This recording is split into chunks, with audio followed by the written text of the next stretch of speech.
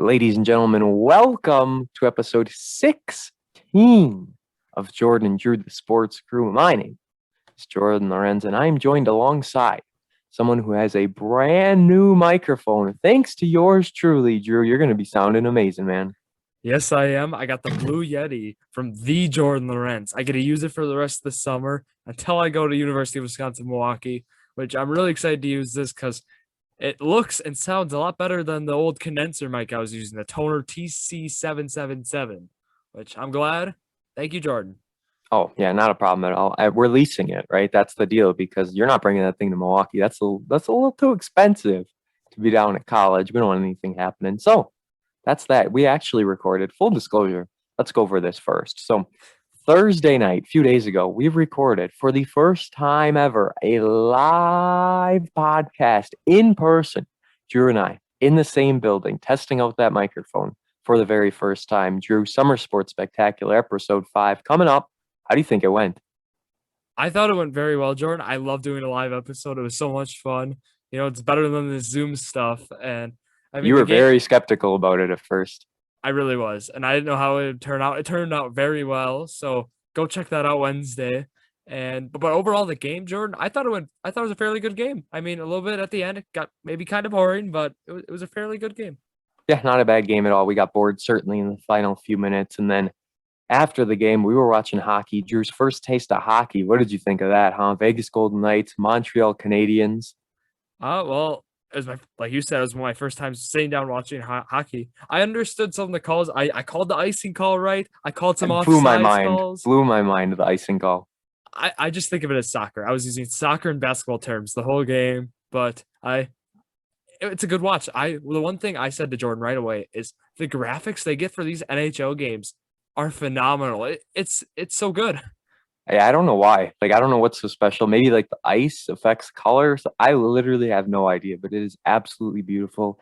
And as we were recording, Montreal punched their ticket to the Stanley Cup. I was so sad watching Vegas get knocked out of the playoffs. But like the professional, like the pro I am, I continued on with the recording, didn't say anything about the game. You wouldn't have even known we were watching it as we recorded. So we'll talk about NHL in a little bit once we get to our weekly sports talk segment. But first, we have to say Summer Sports Spectacular. The last episode, Super Bowl 7, didn't do very well at all. Maybe you guys weren't liking Super Bowl 7. I don't know what it was, but listen to that. Go listen to that episode. I think we did a pretty good job for what it's worth. And we're on all the social media platforms. We're working on a Facebook page. By now, it'll probably be up. We're figuring things out about that. We are working on a website as well. We are trying to get that out. Maybe some business cards or stickers coming soon. I mean, Drew, this podcast, we're doing a lot of things for it to try and make it grow. Yeah, there's a lot of great things going on, Jordan. I think of the t-shirts right away. Being able to sell 35 t-shirts, and you'll read some of those names, and it's just we're growing, and it's a great sign. And I'm really looking forward to see where this podcast takes off or where it goes. Let's go rapid fire real quick. Thank you to Catherine, Elizabeth, Kaylee, Caitlin, Evan, Noah, Vicky, Alex, Clay, Valerie, Carter, Katie, Max, Josh, Devin, Mark, Don, Seth, Hudson, William, Trey Burney, Caden Lindsay, Nick, Colin, Jim, Chris, Kevin, and Jeff. Thank you all so much for buying some shirts. I think I got all the names on there. Wanted to give everyone a shout out to whoever bought a shirt. We thank you very much for your support. Those things will be in after the 4th of July. They're a little backed up right now, but 2 weeks to get the shirts. Not too bad at all. Can't wait to go get those. And Drew, what if when we went and picked up the t-shirts, we did our first ever YouTube video reviewing the shirts? What do you think about that? You just pitched this to me now. This is his first time pitching this to me, guys. And Jordan, I'm on board. Let's do it. I think it would have been a lot cooler if we got it from like a Allied Shirts or something online, and like we literally opened the package from there, because I'm sure like he'll show us one when we go pick them up. But still, I think short little 3-5 minute video on the YouTube would do beautiful. Speaking of, subscribe to us on there. I don't know what happened, how we lost 4 subscribers. I don't know where they went. Like literally one day I looked and 4 were gone just like that. So I don't know what happened, but we're going to get those numbers back up there. Apple Podcasts still at 27 reviews. Give us some more on there. And now it is time for the shout out. Should I put the S on here too? Because we got a No, lot this week. No, stats only gets the stats. Usually it's just going to be one shout out, but there was a lot this week. And I wanted to start out first with the Ships boys baseball team. They were so close to making it to state, one game away, ended up losing. Oh boy, was it 4-1 or something like that? They lost in that 3-1. three. Yeah, it was something like that. Either 3-1, 4-1, something like that. They were so close to making it to state, but what a year for the Ships boys. Sad way to go out, but you got to be happy making it that far. And Drew's got a shout out to give as well. Yeah, I got two boys I got to shout out. Last Friday was the WIAA state track meet for D2, and Valor's had some kids we talked about on last week's episode, Shane Griepentrog and Clay Taylor, and I got some good news to share. Shane took second at state last Friday. Wow. On the 1600, and he broke his own school record that he already set this year with a time of 4:15. So he ran a 4:15 mile, Jordan. That's insane. And I run like a 10-minute mile. Shane was also in the 3200, and that's where Clay Taylor was also. And what happened there, Shane took first in the 3200 with a personal best of 922, and Clay took fifth in the 3200 with a personal best of 946. So congratulations, boys. You guys really made Valor's proud. You made this area proud, and they're only juniors, Jordan. They can run it back next year, and I'm very excited to see where they go next year. Yeah, I said that last week. I'm like, they're only juniors, right? They're young. They got some time left to go. Got more. We'll see what happens next year. We can't wait to have Clay on again once the NBA championship is complete, or when the Bucks lose. I don't know, but at this rate, it's not looking like the Bucks are going to be losing anytime soon. We'll talk about that in a bit. But first, now I can do it, Drew. It's time for the stats of the week. Throw the S on there. We've got 3 stats this week, one of which submitted by a fan. We'll do that one last. Save the best for last. But the first stat, Trae Young is the second youngest player in NBA history to record 45 or more points, along with 10 or more assists in a playoff game. Luka Doncic was the one who is the youngest, 45 or more points and 10 or more assists. Unreal what Trae Young did in game 1 of that Bucks game. I'll talk about it. I was there. Absolutely crazy. Second stat, moving to baseball now. Cubs, they throw the first combined no-no in franchise history, which is kind of crazy because wouldn't you think it's way easier to throw a combined one than a normal one? Yeah, I just feel like I feel like the starting pitcher going all the way is the more common way to see it. So that might be why. Possibly, I guess. Yeah, I don't know. Cubs managers keep the starters in when they're throwing one. And they become the first visiting franchise to record 2 no-hitters in Dodger Stadium. So that's pretty big. Cubs doing well against the Dodgers, Brewers, Cubs in a battle. And speaking of the Brewers, Drew, shout out the man who sent us this stat of the week. It's in. We got it into this episode, and it is a good one. Katie Youngmuth sent us in a stat of the week. So we want to shout him out. Thanks, Caden, for this wonderful stat.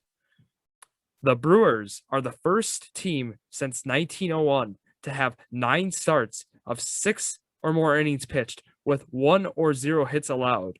And this is a full season record. And it is only June, Jordan. That is crazy.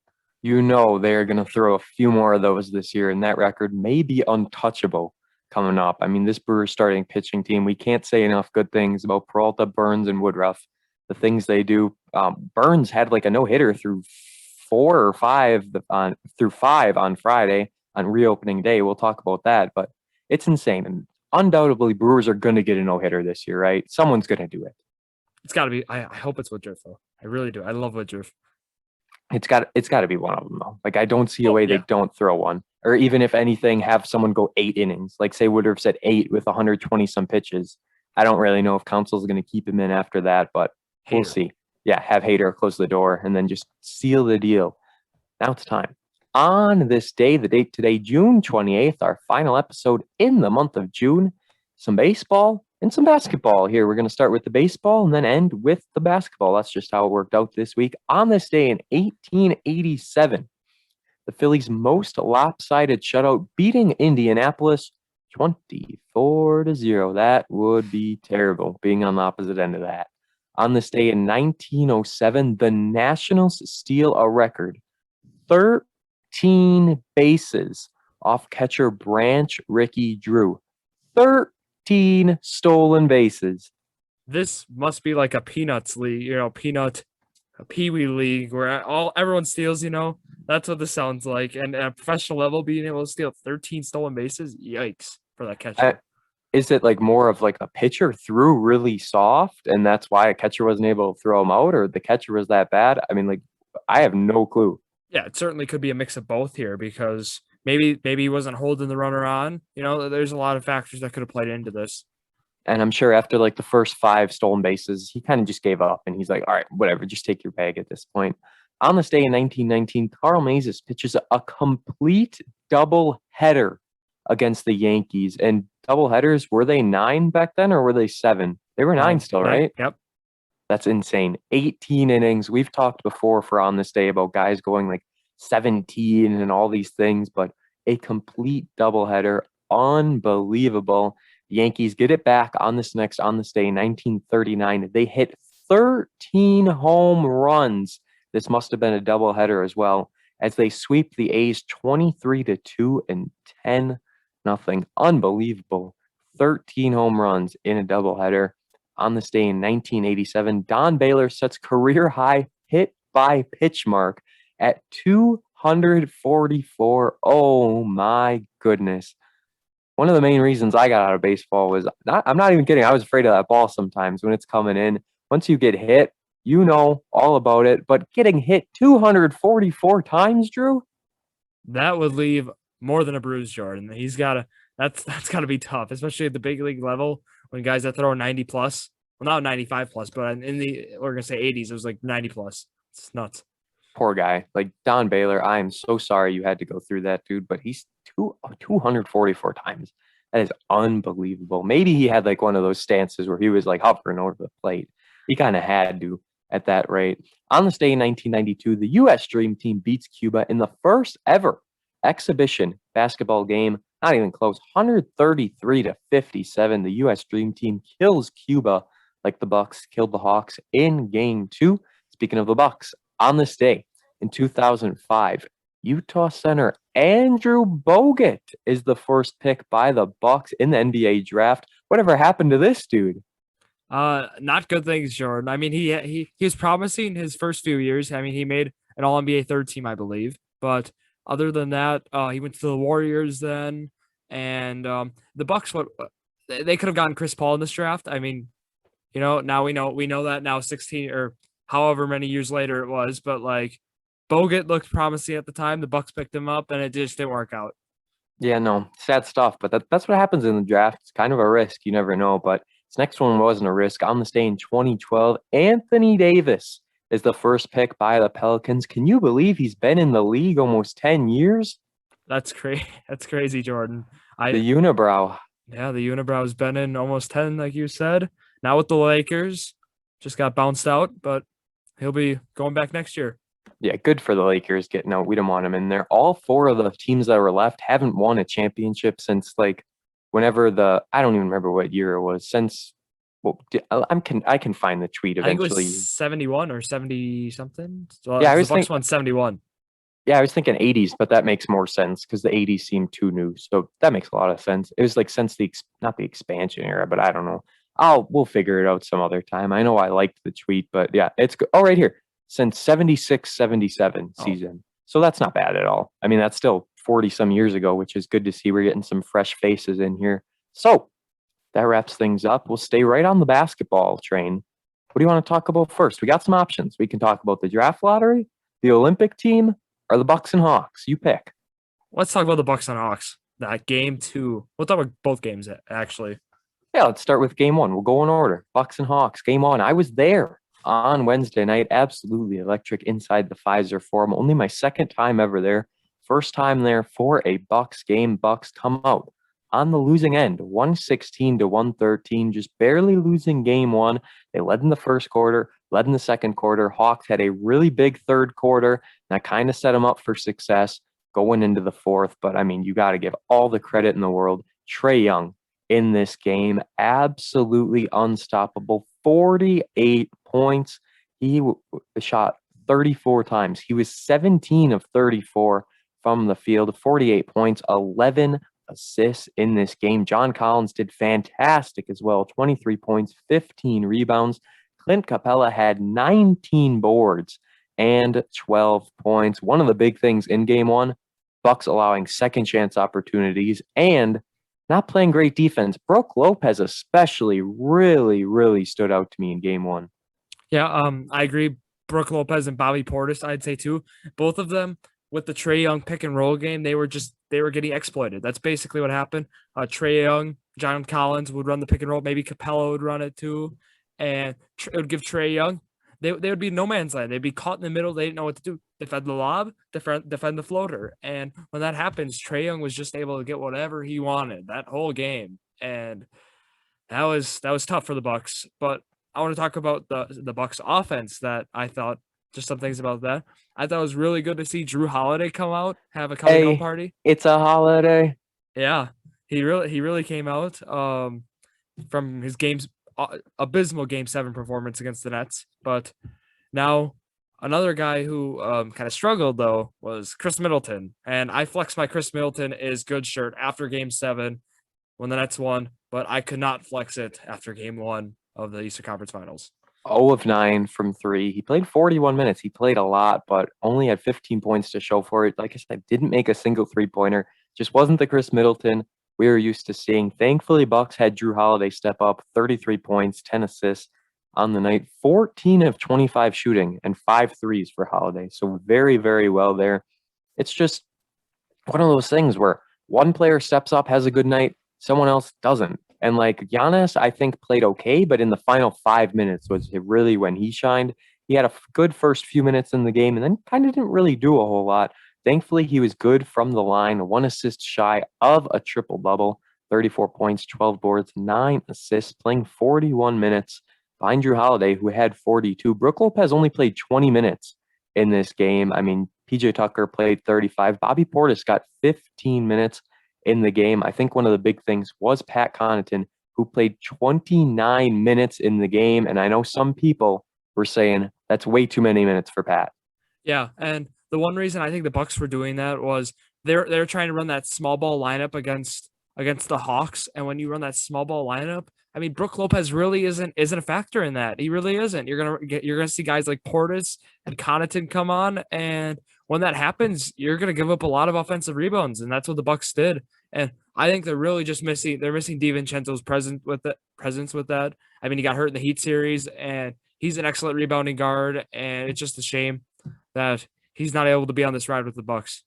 Yeah, I haven't really seen DiVincenzo play because obviously I haven't watched the Bucks at all until the playoffs here, so I never really got to see what he did. But still, and also Jeff Teague playing 6 minutes in game one.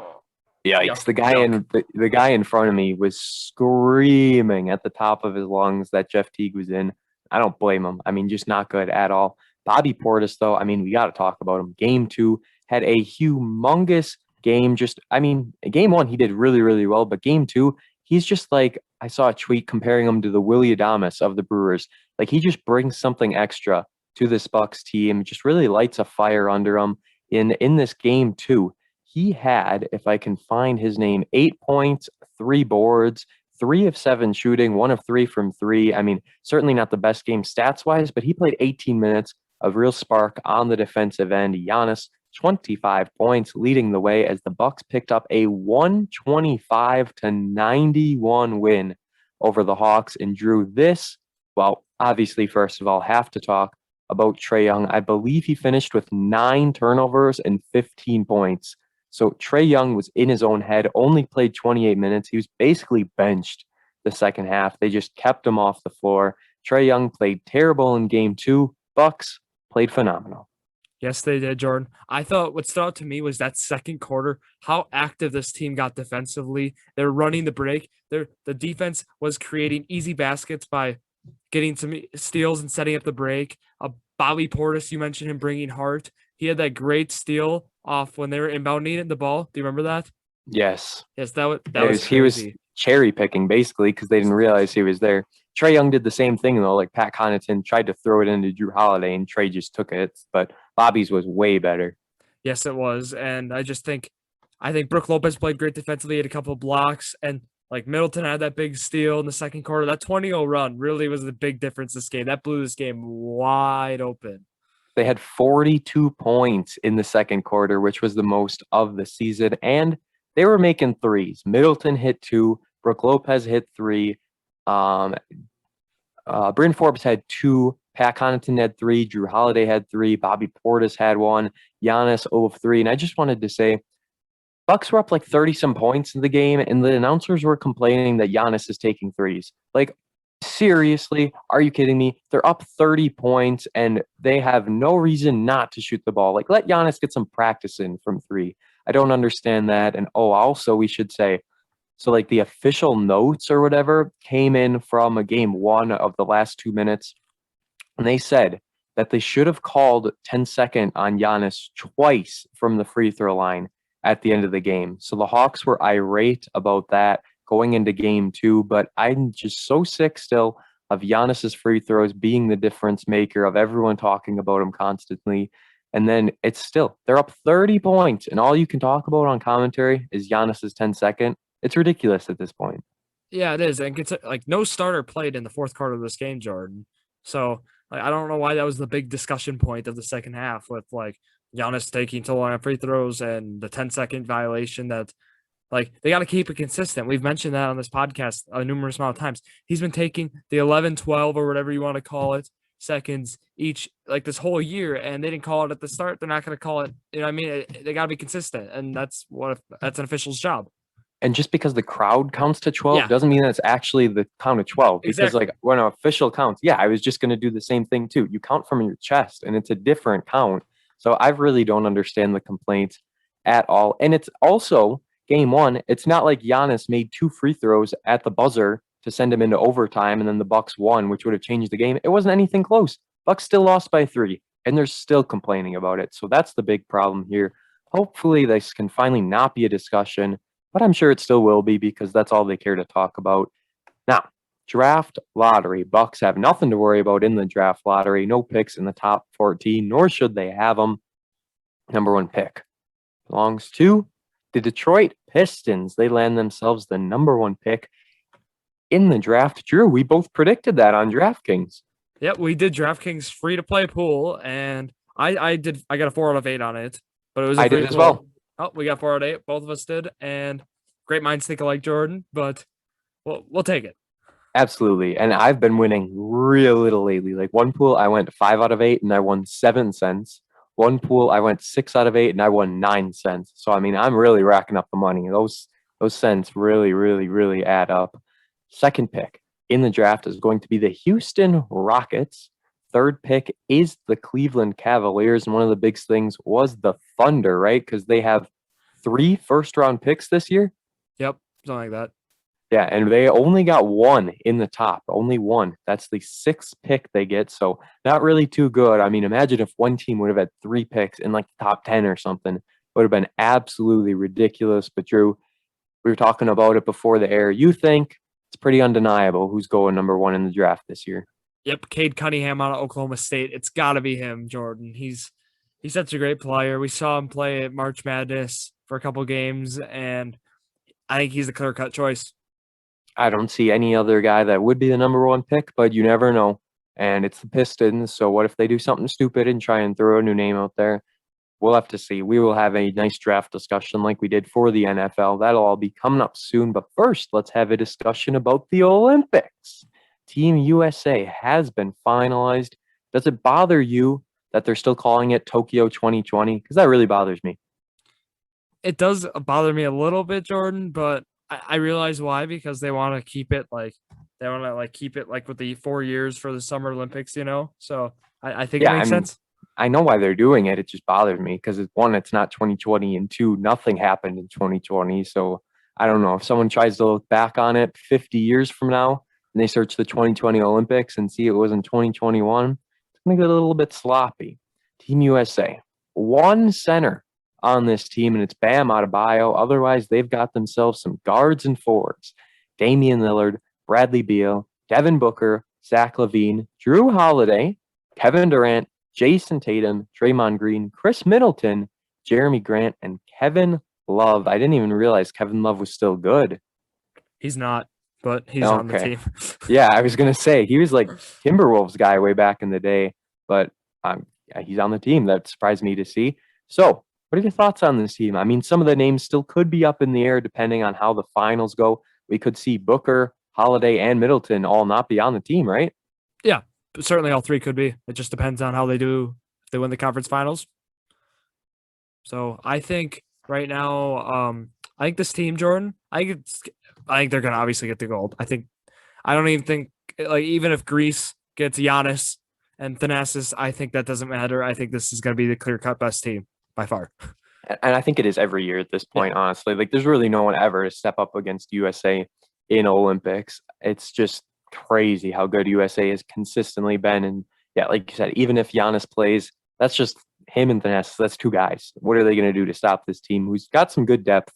So I don't think the USA is going to have any problems. Can't wait to watch some Olympics this summer. We'll be covering it right here on Jordon and Drew, the sports crew, along with our covering of hockey. That's right. The Stanley Cup finals are set. Tampa Bay Lightning, who has been my pick since day one when the bracket came out. I said they're going to win it all. They're close to going back to back, which is unreal. And they are playing the Montreal Canadiens in this series. Drew, who are you picking to win the Stanley Cup? Is it Montreal, the 4 seed, who no one expected to get this far, or is it going to be Tampa going back to back? I'm picking Montreal because I want you to be wrong. Okay, yeah, I figured you would just pick opposite of me, which is good actually. I like it. I looked this morning on the hockey bracket. It was not even close. We knew I already had one. I'm winning 163 to 56 in our pool. So it is just an absolute landslide as expected. I wouldn't have wanted it any other way. That's exactly how it should be. So moving forward to the world of Major League Baseball, the sticky situation at hand has gotten 10 times stickier. I don't think anything has been fixed. And honestly, Drew, I think they made it worse. Oh, yes, they did, Jordan. There was a few instances this past week that we saw that are big problems. I mean, we saw Sergio Romo pull his pants down. We saw Max Scherzer. We saw him get into it with Joe Girardi. And we'll talk about that whole situation. I'll talk about that shortly. But that Sergio Romo situation first, Jordan, that should not be happening in a major league game. Well, didn't Max Scherzer do like something similar, but then Sergio like took it to the next level? Yes, Sergio Yeah, Romo pulled his pants down. well, correct. Yeah, he just took his belt off and whipped him out. But I don't understand at all. Like, what are they trying to do? Like, pitchers, this is just one of the things they're going to have to get used to. And I don't know how long this is going to last, but it is absolutely terrible. This is such a bad look on the game of baseball, which is already having less viewers than ever, people tuning out. And now this, it is wild. Yeah, yes, it is, Jordan. And so that Max Scherzer situation, I'm going to break it down because I think this is very important. Rules need to be changed, and that's why I'm going to read this. So with Max Scherzer, he had a pretty good outing. He pitched 5 innings, gave up one earned run, and during this outing, he got checked twice.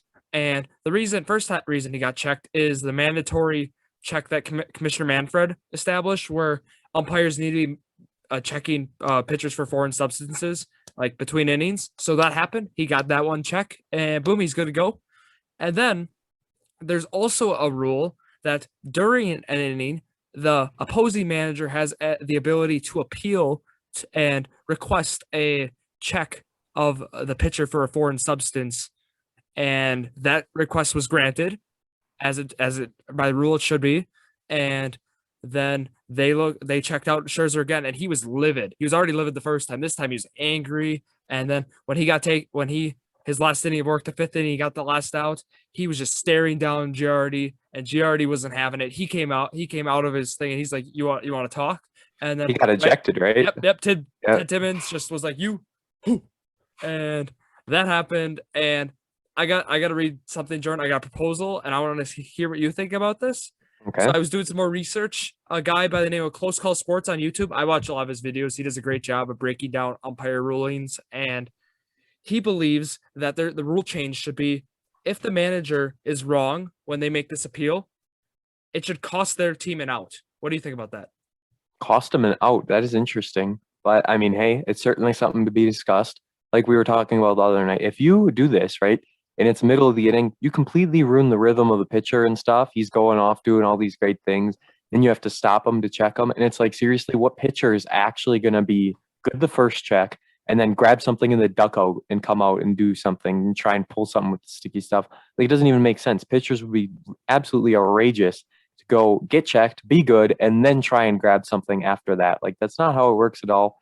But with the whole challenge thing, like you said, the umpires can't say no to the coach or the manager or whatever asking for it. So that's one of the big issues. Like, this could be happening a lot. And I'm sure if other managers see managers doing it, they're going to figure out a strategy with it. Something definitely needs to be changed. You proposed that's like a challenge where if you do it and then you get them wrong, you lose it and you can't do it again. And the out thing I think is interesting, but knowing Rob Manfred, nothing is going to be changed with this until the end of the season. Yeah, and I have another proposal for you, Jordan. Just to talk about what you just mentioned, I think if this mandatory between inning check is enforced, and it is right now, it's being heavily enforced. We've seen it a lot, and I think then they should abolish the ability for a manager to be able to ask for this appeal to check it like during the inning, because now this is just taking up time. They're already checked. It just now it's used as a way. It's like it's a bush league move. It really is. It's what they're doing. They're gonna mess up rhythm, like you mentioned. Clayton Kershaw said the same thing. He was livid about it, and it's just a bad situation baseball's in right now. It needs to be fixed. Absolutely. And if we could use our comparison from last week, this would be like going through TSA security, right? Getting your bags checked, doing everything. And then before you get on the plane, you have to go through security again. That's what this would be like because they're checking more than once. And we have to discuss the Freddie Peralta thing. They took his glove away because it was like a darker color or a lighter color. What was up with that? Okay. And by rule, them taking Freddie Peralta's thing, that was the right decision because the light gray tint or whatever his glove was, the color it was illegal. And the reason being is in the rule book, it states something about if it's a gray glove like that, it could seem like a baseball. I'm just telling you what the rule says. I watched a video on this too, and I read some articles, and it's talked about if it looks like anything like a baseball and it has the gray tint, the gray color, it is illegal. And by rule, but a baseball is white. Jordan, I that's what they said, and they said the reason they do it, that's why they take the gray glove away, because then if because by rule that glove's not allowed, and then the other manager would be able to like protest because this team broke the rule by using said glove. So that's why this has to be enforced, and that's why the umpire enforced it. Interesting. Yeah, I don't know. I don't know. That's an interesting one. On MLB The Show, can't you make your glove gray? That's a video game, Jordan. The I MLB understand. rulebook states you cannot have gray glove, said gray glove, the color he had, and he had it, and it got taken away. And by rule, he is allowed a replacement glove, which he was granted. That's dumb. I don't like that at all. Baseballs are white. What does gray have anything to do with it? I don't get it. Why are they changing that? That's incredibly stupid. So let's talk about the Brewers. We are at a position where we're recording Saturday afternoon. So if the Brewers lost Saturday and Sunday, I win the predictions challenge. But all the Brewers have to do is beat the Rockies one more time, and Drew will win in the Brewers prediction challenge, which would be big for him. A win certainly would be nice, and it would make it now 7-3. But if the Brewers lost this weekend, 8-2. That's tough to come back from. So let's talk about first the Diamondbacks series. I told you there's no way they're sweeping the Diamondbacks. The first game was ridiculous. A 5-1 loss to a team that hadn't won in like half a month or something. What happened with the Brewers? Yeah, it was a tough game for the Brewers. The bats have been the issue for like almost this whole season when they've been struggling. And yet again, that was the issue. They can't get anything going offensively, Jordan. They absolutely cannot. So the 5-1 loss, 5-0 win, and then a 3-2 win. The amount of one-run wins this Brewer team has is crazy. But let's talk. Reopening day. It was big. This past Friday, they welcomed full capacity for technically the first time ever at American Family Field, because, I mean, American Family Field has never seen full capacity before. So 5-4 win for the Brewers. They were down 4-0. Corbin Burns allowed a run. The late, great Trevor Richards allowed 3 runs. He has been terrible, besides the one performance where he struck up the side when the bases were loaded. So Brewers down 4-0 thanks to Trevor Richards. And then Brewers come back. They get 1 run in the 7th, 1 in the 8th, and 2 in the 9th thanks to a Willy Adames home run. So this goes back to that trade where I consistently ask if Willy Adames balances out Trevor Richards. And at this point, I got to say yes, because if it wasn't for Adames, we would have lost this game. Yes, and I'm so glad Stearns and Arnold, they made this trade because Adames has been phenomenal so far this year. And I read that OPS stat about how he's slugging.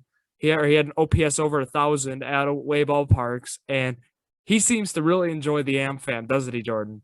He does, and it's the whole team in general, just what he brings to them. And in the bottom of the 11th, Keston Hiura hits a sac fly to win the game. When I saw that notification, I went crazy. There is no athlete in the world I'm rooting for more than Keston Hiura. Early in the game, or I should say in that Diamondbacks game, the first game he was back, he hit a 414-foot bomb that was caught, because that's just how the stadium is. Anywhere else, that would have been a home run in his first at-bat back. He's been making good contact. I mean, he's striking out a little bit still, but that's expected from the guy. Hits the sac fly to win the game, Drew. That had to feel good for Keston.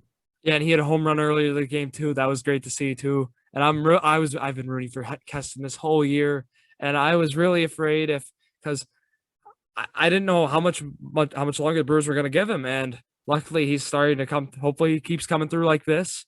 But again, with Jordan, with your Trevor Richards thing, I just want to switch gears for a second here. I think the Brewers got maybe a guy who they can bring up as his replacement. Because Are you going to say Aaron Ashby? Nope, Jordan. I'm going to read you a trade that happened on Friday. Oh, yes. Yep, the Pirates and Brewers agreed to a trade, which would send outfielder Troy Stokes Jr. and righty Handel Gustave from Pittsburgh to Milwaukee in exchange for the 17-year-old catcher Samuel Escudero. And I think this trade, Jordan, is going to be a great thing for the Brewers. And the reason why is there's 2 things here. Troy Stokes Jr. is we're gonna see both these guys on the big league roster, I think, sometime this year with the depth, because this covers 2 things the Brewers needed: outfield depth because of the Kane injury, and like guys like Derek Fisher have to come up. I think Troy Stokes is better than Derek Fisher, so I think we'll see him over Fisher. And then also this righty Handel Gustave, I think we're gonna see him. I think Trevor Richards might go down soon. I have not been a fan of Trevor Richards. I think he's kind of the throwaway player in here because JP Fireeisen and Drew Rasmussen, we lost 2 righties, and now we're getting a righty in return, and we're giving up a catcher in Escudero, which is okay with me. We got Narvaez, 17-year-old catcher. So It's not like he was anything anyways. Maybe in 5 years he could be something, but this trade kind of flew under the radar to a lot of people, I think. So it'll be interesting to see what happens with it, and the trade deadline coming up soon as well. Do you think the Brewers are going to make any moves? I got a couple guys in mind, Jordan. I'm so glad you mentioned that. Brewers, I think they're going to go out there and get a first baseman. I hope so. And I got 2 candidates in mind right now, and I really hope they get one of them.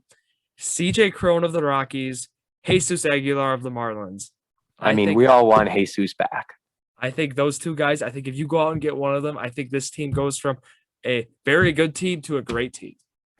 You've got Jesus Aguilar and Willy Adames on the same team. That's some firepower right there with those 2 especially. Lighting it up. Lorenzo Cain, he's going to be back eventually. He's still kind of up in the air about it, but Colton Wong has been doing fantastic ever since he came back. And we should note that Daniel Vogelbach got injured, and that's the reason Keston Hiura had to come up. But Vogelbach was hot with all the things he was doing lately. Yeah, it's a bummer about him, Jordan. He's going to be out 6 weeks. I don't know if you saw that. I didn't know it was that long. Yeah, I thought it was like a month, but 6 weeks, long. Keston Hiura at first base for 6 weeks. Oof. That does not sit well with me. Unless he can find himself once again. He's just one of those guys. We say it time and time again. Too good for AAA, not good enough for the pros. So that wraps things up, and it is time for our predictions for the week coming up. There it is, finally. We can look at the schedule. It is some divisional games this week. Monday, Tuesday, Wednesday. They've got the Cubs, and then 4 games against the Pirates. They play all 7 days this week. They play on July 4th at 12:05 on Sunday, so that'll be fun. 4 games against the Pirates, 3 against the Cubs. We know this team doesn't do the best against the Pirates, even though they're absolute trash. We got some good pitchers lined up for this Cubs series, so I'm going to say 3-4. I don't think they're going to do too hot this week. Jordan, I'm gonna go up 1 win. I'm gonna say 4-3 this week. I think they're gonna win that Cubs series, and then they'll split the 4 game against the Pirates. That is a safe bet to say 4-3. I mean, I'm just not sure. But the Cubs series, that's always up in the air, as the Central is every single year. Never know what's going to happen. At the time of recording, they're a game ahead of the Cubs, but Saturday and Sunday games took place, so we'll know that'll probably be a little bit adjusted, and the Pirates are 14 games back from the Brewers, so that is pretty good, but it's now time for some trivia, as promised last week. Summer Sports Spectacular Trivia, episodes 1 through 4. So we're looking at the 4 games. Each game gets a question. 1 game gets 2 questions. This is going to be fun. What was your favorite game out of the 4 we watched? I guess I'll ask you that first. My favorite game, I gotta think through them all. I think I like the 88 finals the most. Really? Yeah, I did like See, that one. I love I 80s think basketball. I think it's easily either the Rose Bowl or the baseball game we watched between the Braves and Twins. I don't know. I like NBA basketball and I liked 80s basketball. I mean, the 2005 Rose Bowl was very good too, but I don't know. The Yeah, Twins one, it was a pitching duel. It got kind of, I mean, it was a good game, but it was a pitching duel, and that just true. It really picked up in the last few innings, but I definitely like 80s basketball more than modern day, that's for sure. But first question is about a game we didn't even mention, Super Bowl 7, the highest viewed, highest listened to podcast we've ever done. Just kidding. After Super Bowl 7, what was the Dolphins' record? So including the playoffs, what was their record? 17-0. You nailed it. They were 14. And that was a tricky one because it's seeing if you paid attention that there were only 14 regular season games. Add in the 6 preseason games, and this team was 20-3. That's wild when you think about it. Next question. The first hit in Game 7 of the 1991 World Series took place in what inning? Oh, the third? It was the second. Oh, second. Second. Yeah. I thought it was later as well, but it ended up being the second inning where both teams got a hit in that inning. So, next question. Which team scored first? USC or Texas? I want to say Texas did. Is that your final answer? Yeah, they did. No? No, USC did.